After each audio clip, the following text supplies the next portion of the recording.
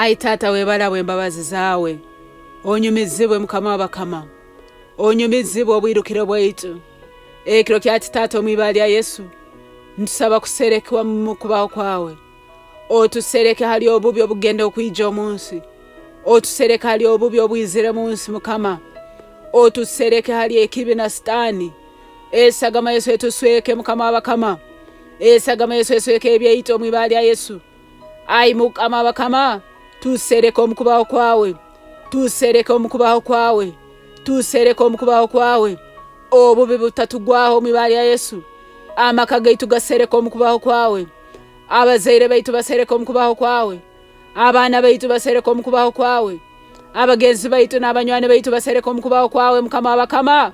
Ekiro kyati tuyizira Taata omwibali ya Yesu. Bayibuli negamba ngu tuleka kurundi okutusiga. Ntusaba Mukama w'abakama otatuleka. Ntusaba Mukama w'abakama esagama Yesu etusweke.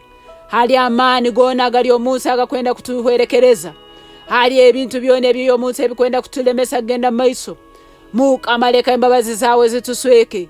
Mukama leka esagama Yesu etusweke. Mukama leka orukomero rw'omuro rutwetorole. Mukama leka orukomero rwawo rw'omuro rutwetorole. Rwetorole ebyaitu byona. Rwetorole emirimo yaitu. Rwetorole bizinesi zaitu. Rwetorole obuswere bwaitu. Rwetorole enkoragana zona ezitwina ayi Mukama. Ayi Taata omwibali ya Yesu ntwesereko Muliiwe. Twizire Mukama waitu omumezi. Orukomero rw'amani. Twizire Mukama waitu omumezi. Obulinzi bwaitu. Mukama ekiro kyati ntusaba. Ebyaitu byona obirinde. Ebyaitu byona obiteeke emanyikirizo yawe. Ebyaitu byona obiteeke emanyikirizo ya Yesu Kristo. Ebyaitu byona obiteeke emanyikirizo y'esagama ya Yesu. Mukama bakama omnyanzigo bwaraija. Esagama Yesu emiraranje. Omnyanzigo bwaraija. Esagama Yesu emusingule.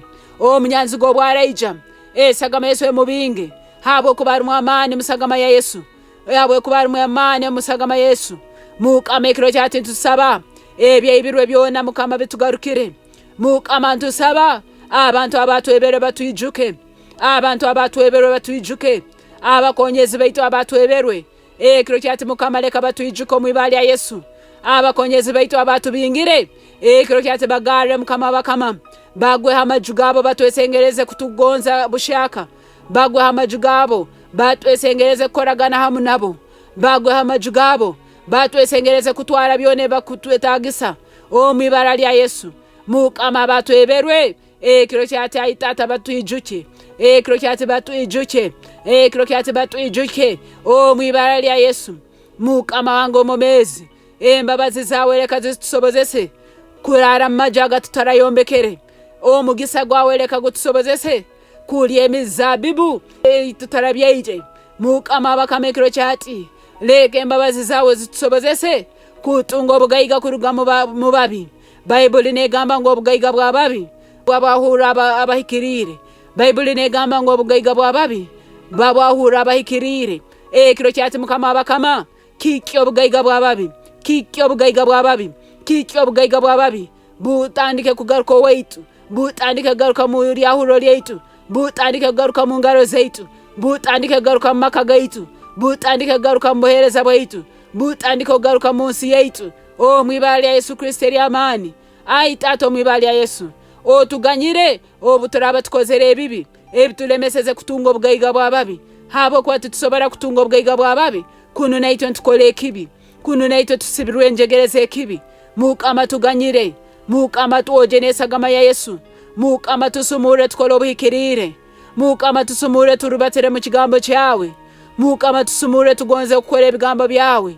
Tugonze kuhondera ebyo byotuyegeseze. Tugonze kuhondera omwoyo arukwera. Nuko tusobole kusingura. Habo kuba Bayibuli negamba ngo aba bagaruka enyuma omutima gwawe nugubanga. Aba bagaruka enyuma omutima gwawe nugubanga. Mukama tutuli aba bagaruka enyuma. Tutuli aba bagaruka enyuma. Baitu tutuli aba bagenda maiso abo kujunwa. Ekiro kyati ababere bagarukire enyuma Mukama. Tuha amani gawe gatujune. Tuha amani gawe agobukonyezi bwawe. Tuhe embabazi zawe Mukama. Tuganyiro kurora enyuma. Tuganyiro kugwa. Tuganyiro kugwa mu bibi bitali bimu. Leka amani g'omwoyo arukwera gatusahuleyo. Leka amani g'omwoyo arukwera gatusahuleyo. Hona tubaire tubulire. hona tubere tukwamire, hona tubere tulemire, butumanyire ngo bwayiga bwababi tubusobora kwija mbomezi bwaitu obutukubantu omerera mukibi. Leke sagama Yesu wetu oje, leko moyo arikwera tusumure, leke sagama Yesu wetu letera obugabe, leko moyo arikwera leta obwomezi obushaka mbomezi bwaitu omwibali ya Yesu.